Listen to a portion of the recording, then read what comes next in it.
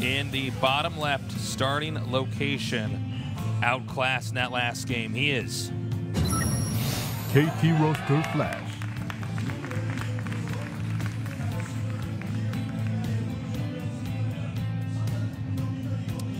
And his opponent over here in the upper right, looking unstoppable. He is SK Telecom T1 PartinG. You know, I want Flash to come back and win 2-0 from here. If PartinG goes forward to the round of 8, he actually plays a teammate, and I never like to see that. Well, that always makes for weird games that we can't quite cast as well because there's a bunch of mind games going on that we don't get to follow. Indeed. So that would be sad, but we'll see. I think after seeing that game, if he just uses that same strategy twice more, I can't imagine not winning one of the games, you know? Yeah. Well, this map is weird, Derelict Watcher. The third base is kind of far from the second, but more importantly, the fourth and the fifth. They almost look like other starting locations until you take a closer glance. Yeah, so, you're right about that. So they'll probably both get up to 3 bases, but beyond that, it'll be a little bit tricky. You know, I'm not surprised that PartinG's grabbing 2 gas here either, by the way. You might go for one of these crazy aggressive builds again, like what he did on, what's the name of that map? Not Yonsu, not Frost. You're talking about the one where he did the blink all in? Yeah. No, Why can't I think of it right now? Yonsu, Frost, and... Well, now I look dumb. Whatever. No, yeah. Polar Night. Polar Night. Okay. Yes. Polar Night. I'm like Arctic region. No, that's what I'm thinking. Okay. You're like Dust 2. It's like, no, it's Counter-Strike. Now, he's not mining full probes on both gases, so not exactly sure what he's going to be going for, but, you know, this map is pretty tough. Like, the main is very droppable. It's huge. And the third base, how it's positioned, there's just, like, a lot of surface area to try to deal with. So things like SCV pulls, big 3-base all-ins from Terran and stuff can be pretty tough. And you do get even more spread out as you expand more. So wouldn't be surprised if he follows up the expansion with some aggression. Well, you know, coming into this, you know, it's funny because the way that PartinG won that is normally the way you would expect to see Flash win a game. Every little engagement is deflected. Like a Jedi blocking a laser off its sword. You know, well, Flash is not the best player in the world at this game like he was in StarCraft 1. Yeah. If this was StarCraft 1, PartinG would have been made to look a fool, but StarCraft 2, man, PartinG is one of the very best. And Flash is too, of course, but not quite to where people want to see him yet. Well, the engineering bay is coming in here. And there might be a little bit of powering here from Flash. It'll be a bit before we see an actual tech go down. Oh my God, he's doing that build. Exact same build as before. Same placement too.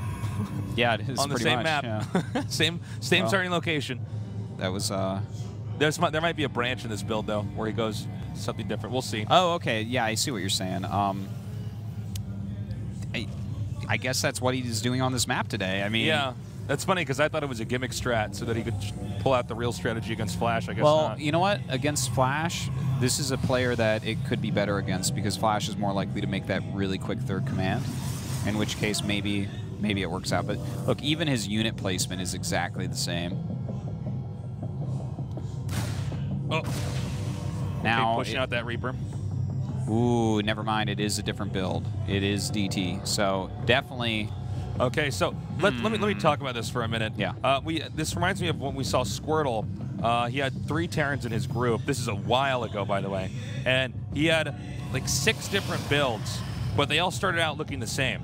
And I was wondering if we are going to see something like that here from PartinG because those guys used to be teammates. So in this case, he still puts that in this. Oh my God. Well, he's going to get that pro, but he puts that in the exact location, that Twilight Council there. But then he switches it. So let's just say that Twilight Council was spotted. It doesn't mean that he knows that Flash is going to know what's coming. That's well said, Tasteless. This is a situation where Flash could be thinking about that build, and it's just going to be something completely different. Oh, he needs to get this up. Well, this Reaper has actually just... He's done so well with his Reapers so far this game, Tasteless. Like, finding the probes that keep coming out. So the Dark Shrine's going to finish. No proxy pylon. You may as well just wait for the Warp Prism, you know? Are you going to walk those all the way across the map and get your damage done? It's not quite as likely. There's a lot more time to prepare. Now, already there's been some disturbance here as far as what PartinG's been trying to do. As you can see, this is a much longer travel distance than had he been proxied. The Warp Prism will come out now, and he may do some harass here in the main as well. Where's the Warp Prism? Oh, I see. It's leaving from the bottom. Okay, there it is. Yeah, that's a good route to go on. And he sees the DT. So, odds of the DT's doing very much, not a whole lot. And this puts the Terran in a very good position. Because the DTs are not the most comfortable thing to kind of transition out of if they don't do any damage. You basically have to make the DTs pay for themselves with their damage output. And in this case, they're not going to be able to do that. I mean, as long as he has scans and he can stop them.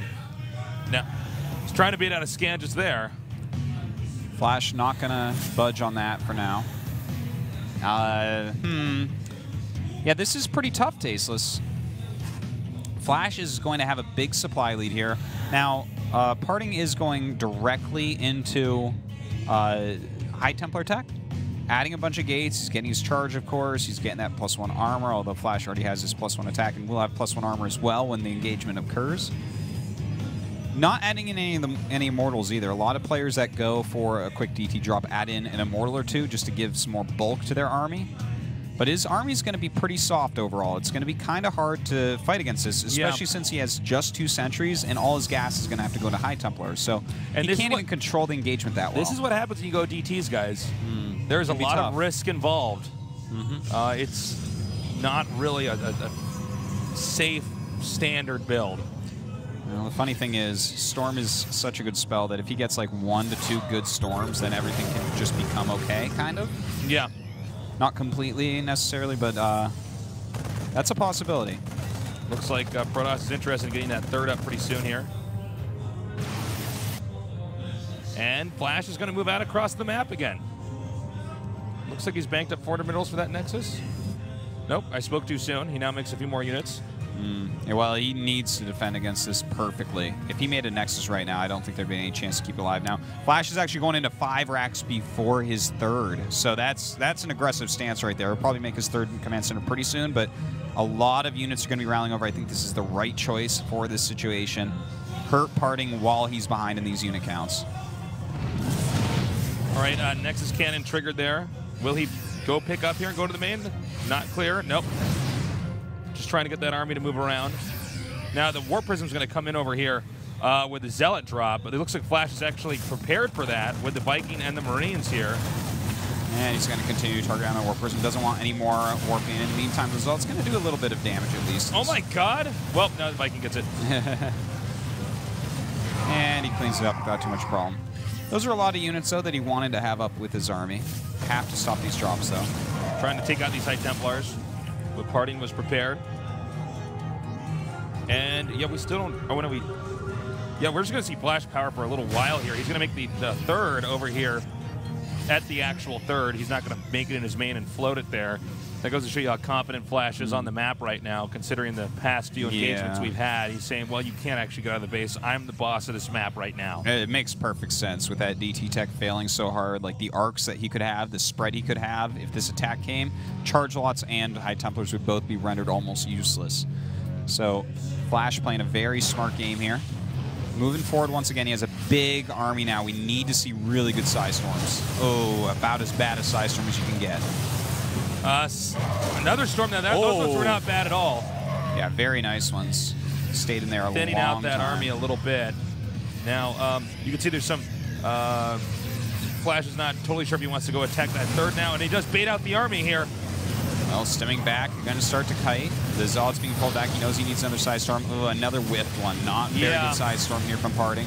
And it looks like this arc is going to be pretty strong here for Flash. We have a lot of these weaker Zealots in the back. A few more warp in here. Another storm, but not the best in the whole world. Time warp now being used. Well, he's holding on so far, but can he save this 3rd base? That's the big question. This is going to be a pretty quick snipe. That was a really good storm. That was a really good storm. Those are so low on health, but I don't think that PartinG has enough units to actually connect with anything. Yeah, we have half the army attacking, the next other half driving back the Protoss army, and this Nexus will go down 100%. And not only will it go down, he's going to lose a bunch of units over here. The probe's not that likely to get out. Well, actually, he flanks at the same time with a double Archon, but the double Archon can't stay alive either. Now, another storm comes down here. You know, from here with Flash having a third base up and running. Oh, he forgot to have those probes for a minute there. Turn around and actually mine from the second. Ooh, another Archon being picked off. All this time, Flash has 3 bases, gain +3 attack. He's teching into his Ghost, getting that Mobius reactor. His medevacs are pretty low on energy. This is a kind of bruised force here.